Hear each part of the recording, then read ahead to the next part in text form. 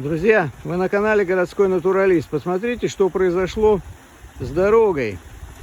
Здесь дорога проходит через ложбину, по которой протекает ручей Агуа-дель-Пало. В ручье очень много воды. Вода размыла дорогу. И вот здесь она стекает туда, в это сооружение, которое отводит воду.